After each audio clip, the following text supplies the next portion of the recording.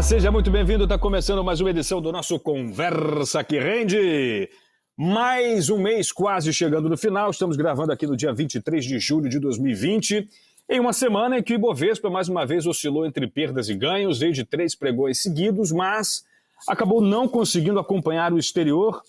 Fechou em queda de 0,87%, 70 das 84 ações acabaram em queda, foi o menor volume de negociações de 2021. A gente vai analisar a semana, muitos fatos interessantes, uma semana com balanços lá no exterior, as máximas sendo renovadas pelas bolsas americanas, e a gente, claro, vai tratar disso tudo hoje com Carlos Eduardo Wing, direto da fria Curitiba. Tudo bem, Cadu?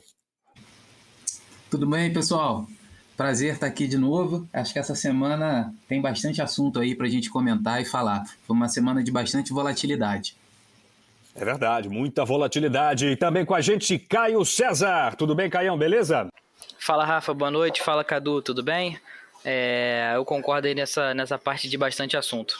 Muito bem, vamos nessa então. Bom, tivemos aí uma semana onde na última sexta-feira o pregão acabou com esta queda do Ibovespa de 0,87%.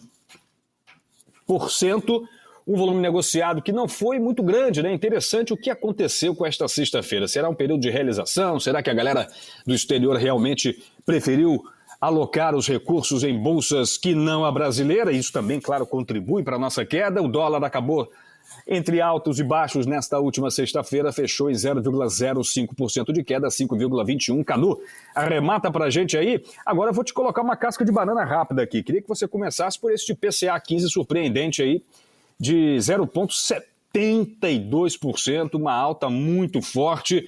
O que é que isso se traduz nos mercados? De que maneira o investidor pode analisar este número importantíssimo da economia brasileira? Vamos lá. Vamos começar com a principal notícia, então, do dia.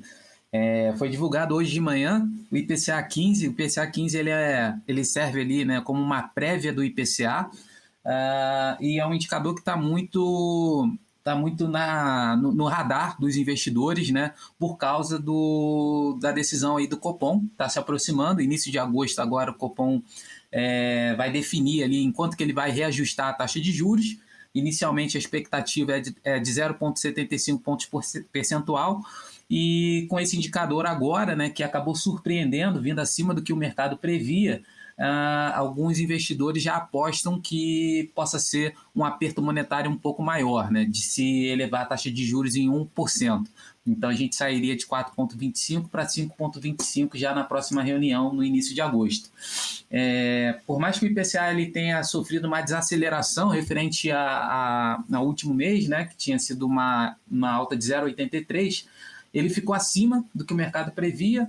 A perspectiva era que esse aumento fosse de 0,64%, e isso acende aquele alerta em relação à inflação. Por mais que a gente ainda veja 2022, as expectativas ficando um pouquinho mais ancoradas, isso desperta a atenção de que talvez essa inflação ela seja um pouco mais resistente do que se previa inicialmente. E o efeito que a gente pôde observar hoje foi a curva do DI. Então, você viu a gente observou o mercado ajustando as curvas de juros, já incorporando essa inflação mais elevada. Então, isso é uma coisa que a gente tem que ficar no radar, principalmente porque essa alta ela foi puxada muito pelo setor de serviços. Então, pode ser que, conforme a gente observe também, né, o aumento da mobilidade, conforme a vacinação vai aumentando, a área de serviços, né, tendo uma demanda cada vez maior, essa inflação ela pode se disseminar ainda um pouco mais na economia. Isso é interessante porque o setor de serviços corresponde por mais de 70% do nosso PIB. Deu uma baixada agora depois da pandemia, mas de fato é um índice absolutamente importante para essa retomada. E para você, Caio, como é que a gente analisa aí essa alta do IPCA? É realmente um medo global à inflação? A gente não está falando só de Brasil. É um temor dos investidores lá fora, sobretudo nos Estados Unidos, claro, pelos estímulos monetários, são quase 120 bilhões de dólares semanalmente injetados na economia. Então, assim, é um fenômeno que a gente observa que pode ser global, mas que aqui no Brasil vem chamando a atenção pela força, né, pela tração que ele está ganhando nos últimos meses, nas últimas semanas.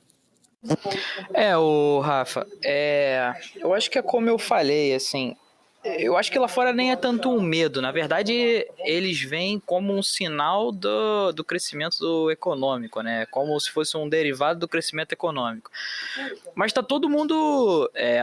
todo mundo botou o seu potinho, né? E acendeu o seu fogo. E aí tá todo mundo vendo que caldo que vai esquentar, né? E eu acho que o nosso passou do ponto. E eu acho que o IPCA 15 vir 0,7... para mim é um grande indicador, e a gente já está fora da meta, né? Lógico que ainda tem bastante ano para compor uma meta, mas a gente está fora tecnicamente da meta de inflação. E aí já tem gente falando em alta de 1% de juros no próximo Copom. Então, para nós, eu acho que a gente talvez tenha errado um pouco no tamanho do fogo que a gente fez, e acabamos passando um pouco do ponto. Eu estava até comentando aqui antes da gente sentar para discutir sobre isso, que assim, ano que vem a gente tem um ano de eleições, né? E quando a gente vê um movimento de inflação, quando ele começa a perder o controle, ele gera inflação por expectativa, né? Ou seja, a pessoa que está num ambiente inflacionário e espera mais inflação para frente, para não ser pego na contramão, ela aumenta os preços para compensar a inflação, gerando mais inflação, né? A inflação inercial. Então, assim, esse movimento aliado a uma falta de conhecimento sobre o que vai acontecer na política no ano que vem pode fazer com que a gente perca o controle ou perca a mão na inflação. E na minha opinião, e aí a gente já vem conversando isso sobre ajustes da perspectiva do Banco Central sobre inflação, na minha opinião, o Banco Central ou já está atrás da curva de juros, ou seja, vai ter que correr atrás do rabo, ou está muito próximo de estar atrás. Para mim, se a alta de juros vier em 1% no próximo Copom, sim um atestado de que eles estão atrás da curva de juros. E eles vão ter que correr na direção contrária. O problema de correr na direção contrária é que se você sobe juros muito forte, você afeta muitas partes de muitos setores diferentes, né? De gente que tem dívida, que contraiu dívida, enfim. O próprio Brasil, né? Que vai precisar se endividar com números cada vez mais caros para refinanciar um crescimento econômico que está travado justamente por essa taxa alta, né? E pela inflação galopante. Exatamente, mas aí, só para finalizar o que você comentou, eu não vejo essa... Eu acho que a preocupação americana é quase do outro lado. Não vou dizer que é 100% uma preocupação em ter inflação, mas é uma preocupação em gerar crescimento, né? E o subproduto do crescimento, algumas vezes, é a inflação, né? Então... eles estão mais preocupados em inflação como uma questão secundária do crescimento. Lógico que eles têm lá os problemas que eles têm para resolver, né? Existe um movimento de contratação, mas não existe um movimento de aumento de salários, né? Tá todo mundo meio que estagnado. Então, isso acaba não gerando crescimento, né? Porque não existe consumo. E aí não existe consumo, não existe inflação. Mas... eu vejo que eles lá estão pensando em inflação de uma forma diferente, né, da nossa. Eu, sinceramente, me preocupo com a inflação e já venho falando disso aqui desde dezembro do ano passado. Lógico que em menos escala, mas eu tenho bastante receio com relação ao crescimento baixo e inflação alta, porque isso meio que força ao Banco Central a escolher um dos lados, né? Ou a aumentar os juros, acabando completamente com o crescimento só para conter a inflação, ou gastar mais, investir mais, ou reduzir impostos para melhorar para melhorar o crescimento, né? Mas aí acaba afetando a inflação. Então, enfim, a gente vai entrar num impasse se a gente continuar nessa direção. Cadu, o que você acha? Bom, assim, eu não tem muito o que fugir, assim, por regra, né, o Copom ali, o Banco Central, ele tem como uma das suas obrigações manter a inflação dentro ali da meta. Então, ele não vai ter alternativa em relação a isso. A não ser que você mude ali a meta de inflação, né, faça um movimento contrário do que a gente observou nos últimos anos, que é você estreitar essas margens e reduzir ali o centro da meta, né? Se você começar a elevar ela, acredito que não seria um sinal positivo, então o mercado não deve fazer isso. E é importante, né, como o Caio bem mencionou, essa ancoragem que a gente fala, né, da perspectiva para a inflação futura, porque isso evita, né, que você entre numa chamada bola de neve, em que o mercado vai se antecipando, corrigindo a inflação, porque ele já prevê que vai ter uma correção de preços mais elevada no próximo ano. Então, ele precisa acreditar que o Banco Central vai ser eficiente na tomada de decisão. Voltando um pouquinho só para falar, acabei não resumindo aí a semana, né? A gente passou por uma semana de muita volatilidade. A gente viu na segunda-feira, principalmente, os mercados recuando forte, muito em função da variante Delta, né? Que tem avançado aí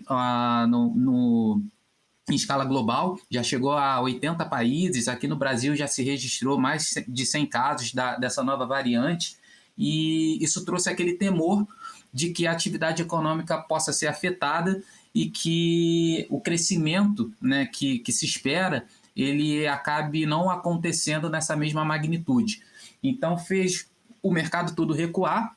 A gente viu também preço de petróleo recuando 7%. A OPEP finalmente chegou, né, num acordo em relação ao aumento da produção. Então, isso também pode ter impactado, somado junto com essa perspectiva, talvez, de um crescimento mais fraco por causa da variante Delta. Logo depois, isso passou, né, a gente viu dados positivos, a gente teve os PMIs da zona do euro e da Alemanha reportando números muito acima do que era esperado, batendo recordes.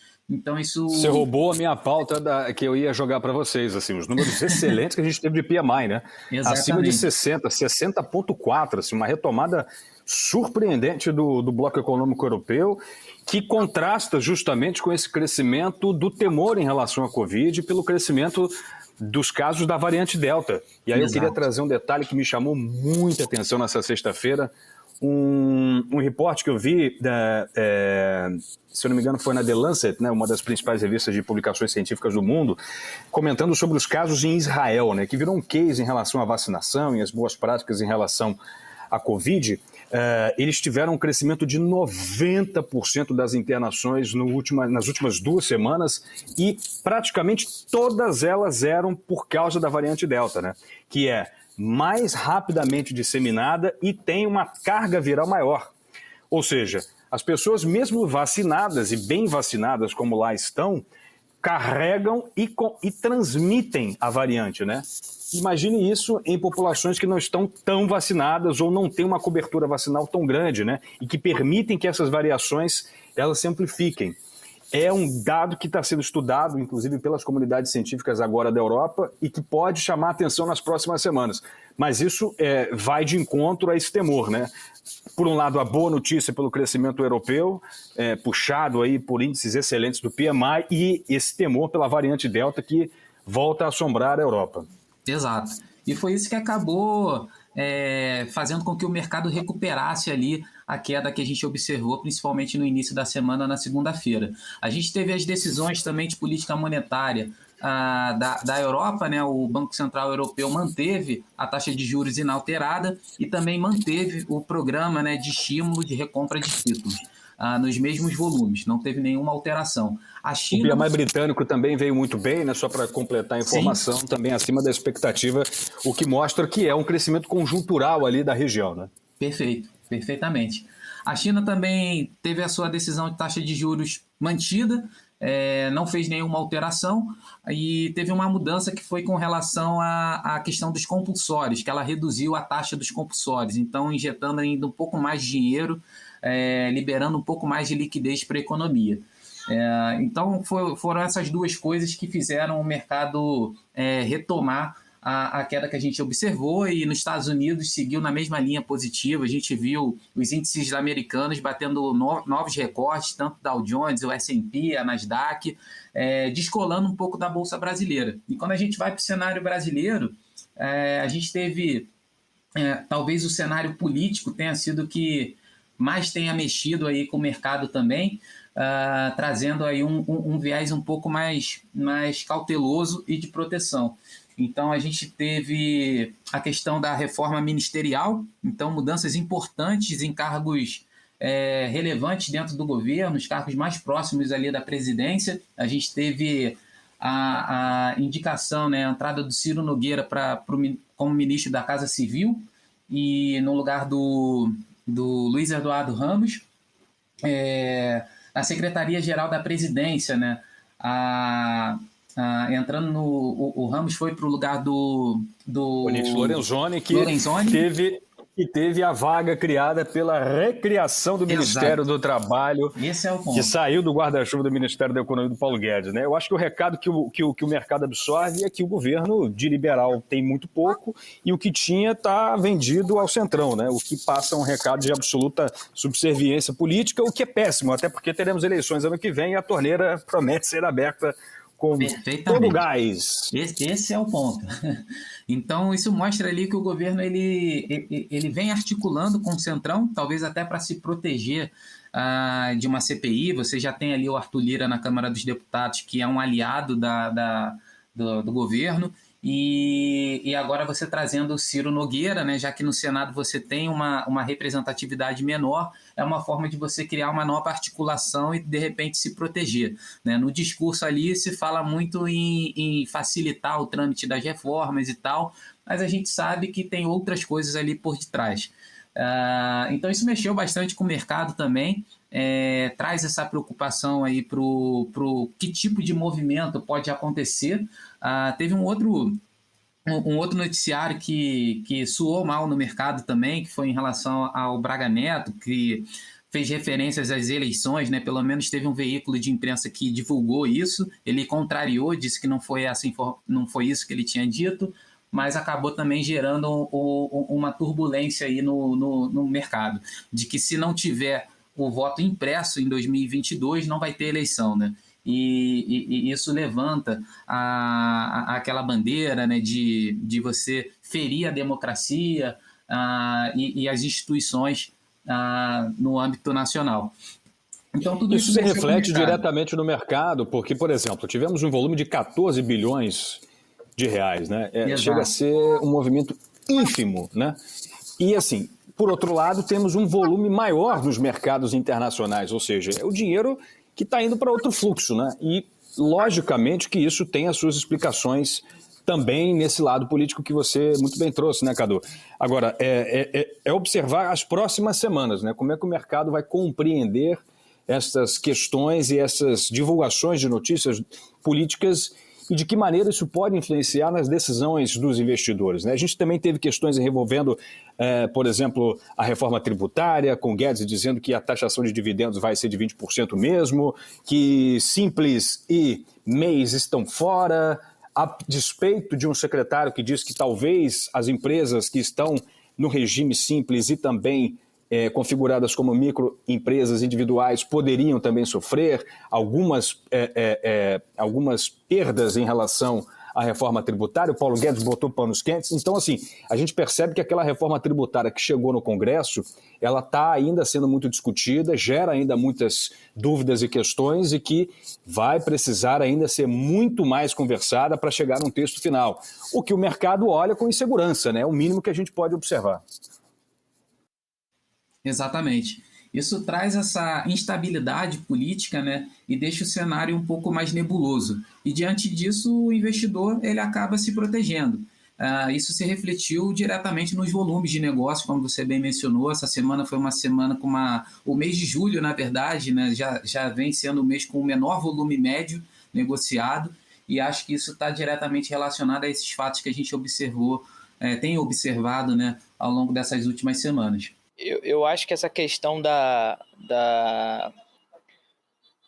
do nosso orçamento, né? Como que a gente vai fazer para cobrir os gastos extraordinários que tivemos, eu acho que o mercado, assim... vou te falar uma coisa. Por exemplo, tem parte do governo gostando que a inflação esteja alta. Você sabe por quê? Porque o orçamento ele é ajustado conforme a inflação do ano anterior. Então, por exemplo, a dívida PIB vai diminuir ano que vem. o teto de gastos, o famigerado, o medo do... famigerado para quem está no governo, né, que tem lá as restrições orçamentárias muito bem definidas. Mas acaba tendo um espaço maior para gastar, por incrível que pareça. Sabia disso? Sabia. É uma jogada, né? Assim, mas é você arriscar tudo, arriscar perder tudo para poder passar isso para poder conseguir gastar um pouco mais, né? Eu acho que o fato da gente ter que discutir o teto de gastos e o orçamento é um fato que vai ter que acontecer. A gente vai ter que passar por esses momentos ruins, porque assim, o dinheiro pra gente, nesse momento, na evolução que a gente tem de inflação, nesse momento, o dinheiro, não existe mais muitas formas do dinheiro para pagamento dessas despesas que a gente teve, que foram extraordinárias, tudo bem, mas não existe mais muito como a gente produzir mais dinheiro, né? Ou gerar mais dinheiro, ou emitir mais dinheiro. O governo está com pouca margem de manobra, é isso que você está querendo dizer. O Banco Central dispõe hoje de poucos instrumentos financeiros para poder fazer a economia girar, talvez, ou com uma criatividade a mais aí necessária para o momento. Seria isso? Perfeito. Assim, tem duas formas de você fazer política econômica, né? Tem você fazer política através monetária, né? Então é você subir juros, descer juros, aumentar redesconto, diminuir redesconto. E tem como você fazer política fiscal, né? Que é você gastar menos, que é você gastar mais, que é você investir no país. A gente chegou no limite ali da política monetária, na minha opinião. Lógico, o Cadu me fez um contraponto e eu achei que realmente ele tem razão. Não tem muito o que o Banco Central fazer. Ele deu na tua jugular, né? Você que não percebeu. Não, e ele tá certo. Então, assim, não tem muito o que o Banco Central fazer, né?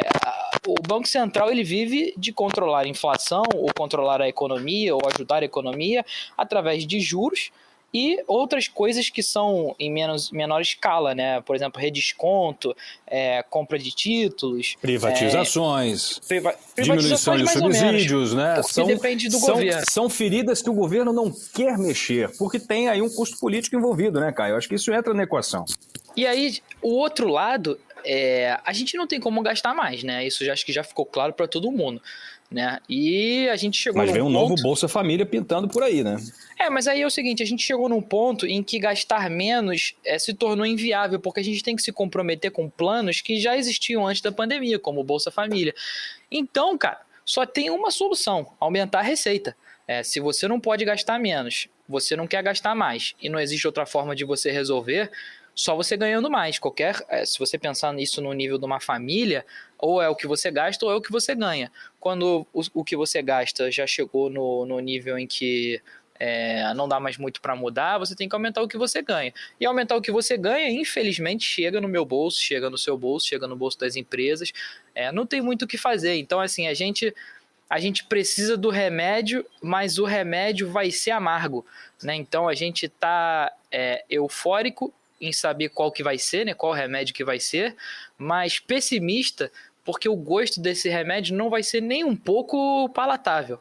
É quase paradoxal isso, né? O mercado correr tanto atrás de uma proposta, de um texto, de medidas. Legal, é bom ter, né? Porque é melhor ter alguma coisa do que não ter nada. Mas quando elas vierem, não tem outra forma de se fazer. Existem medidas paliativas que talvez ajudem bastante ou botem a economia numa direção interessante, mas a gente vai ter que ganhar mais. E ganhar mais em termos de governo as pessoas pagarem mais imposto.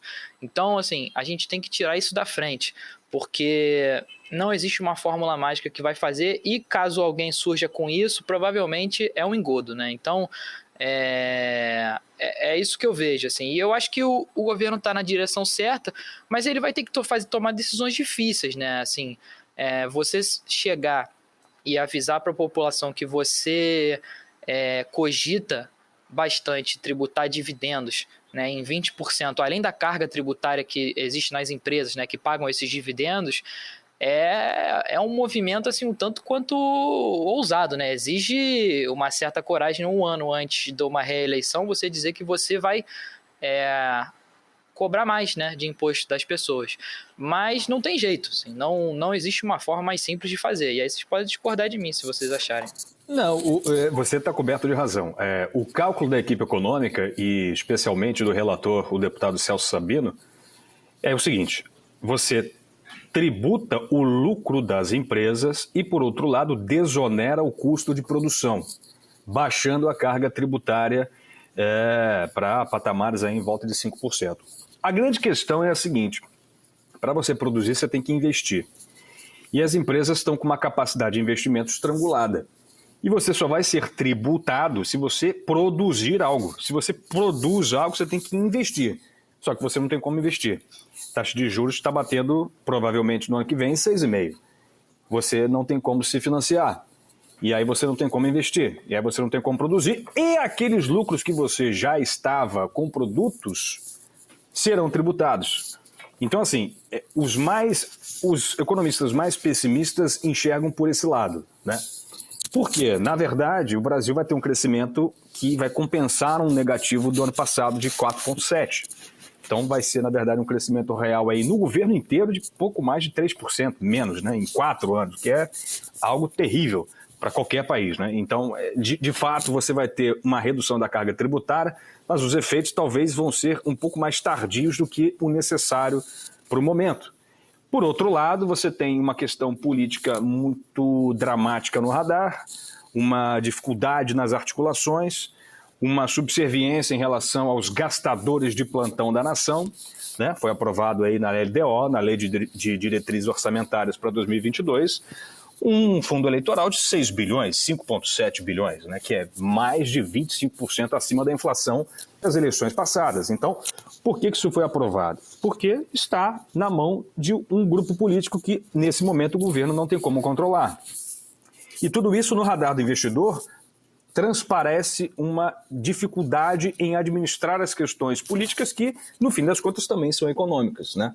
E aí você, quando coloca isso na balança, eu conversei com o meu xará lá da Clear, o Rafael Ribeiro, ele dizia que essa dificuldade de encontrar uma solução é que acaba gerando muita insegurança. E aí você tem crise hídrica no radar, você tem as eleições que vão gerar mais gastos e aí uma política fiscal mais expansionista, o que está péssimo para o governo, né? Um Bolsa Família, que não é que o Bolsa Família será como antes. Bolsa Família, o governo Bolsonaro quer ter um para chamar de seu, quer mudar o nome, quer aumentar para R$350, enfim. Então tem um monte de novas medidas que podem entrar no radar que fazem com que o investidor olhe para o Brasil e fale: opa, esse país aqui talvez não seja o melhor para colocar meu rico dinheirinho agora. Né? E aí olha os Estados Unidos com crescimento exponencial, com bolsas batendo recordes, com as empresas divulgando balanços e é lucro atrás de lucro, política fiscal bombando, emprego retomando, inflação, os caras não estão ligando muito. E aí você acha que eles vão botar dinheiro aqui? Né? Então tudo isso faz com que o resumo de quem de fato acredita no Brasil